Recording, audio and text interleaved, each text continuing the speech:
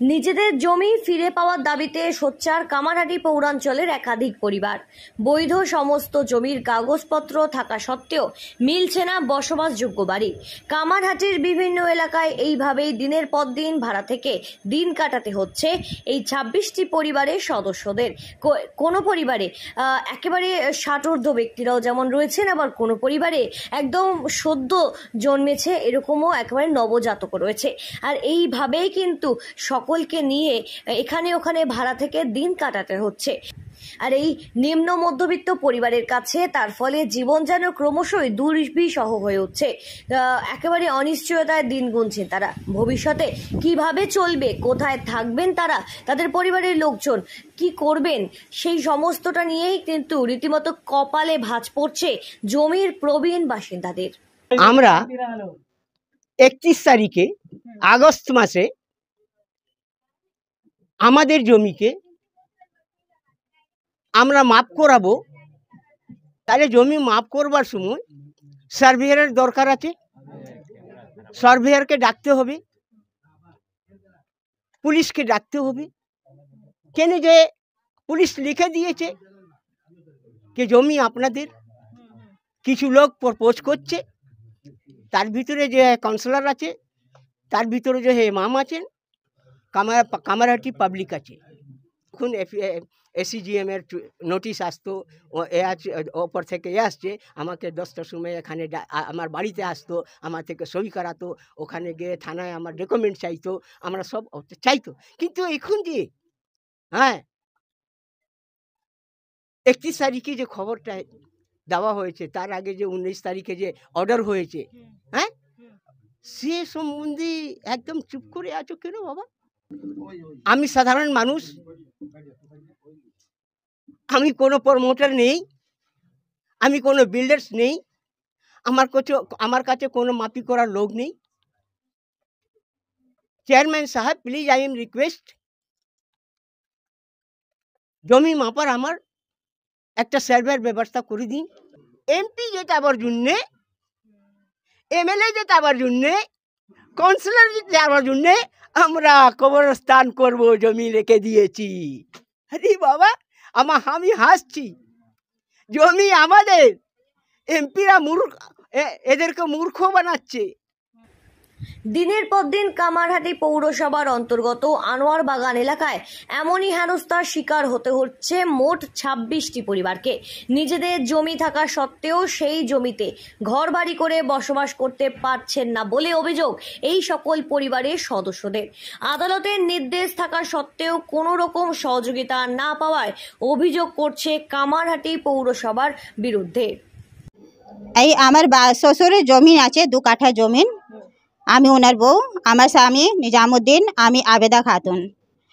আমার ট্যাক্স কাটা হয়েছে, বিল কাটা হয়েছে, মোটেশন করা হয়েছে, কিন্তু আমি বাড়ি করতে পারছি না। আমরা গরিব মানুষ, কতদিন রেন্টে থাকবো? আমি চাই আমার জায়গা আমি পেয়ে যাই। সরকার থেকে অপিল করছি কি আমার কিছু ব্যবস্থা করুন।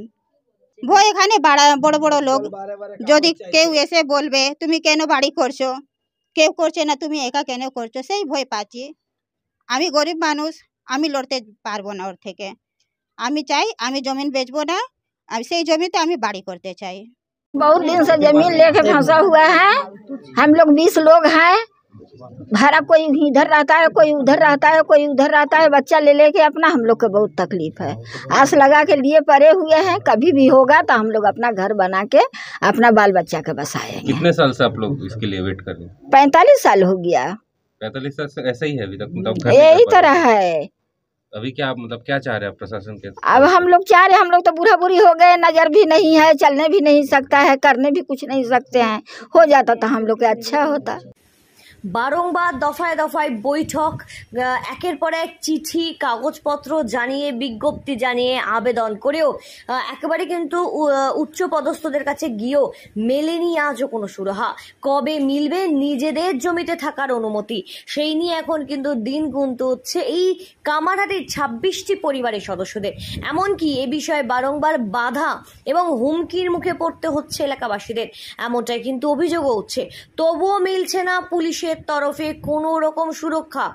এই 26টি পরিবারের প্রবীণ থেকে শুরু করে নবীন সকল সদস্যদের এখন একটাই অভিযোগ, আর কতদিন এইভাবে পরিবারের বয়স্কদের নিয়ে ঘুরে ঘুরে ভাড়া থেকে দিন কাটাতে হবে, এই প্রশ্নের উত্তরে এখন রীতিমতো ক্ষোভে ফেটে পড়ছেন এলাকার মানুষরা। কেউ নেই বাবা, কেউ নেই, মেরে ফেলেছে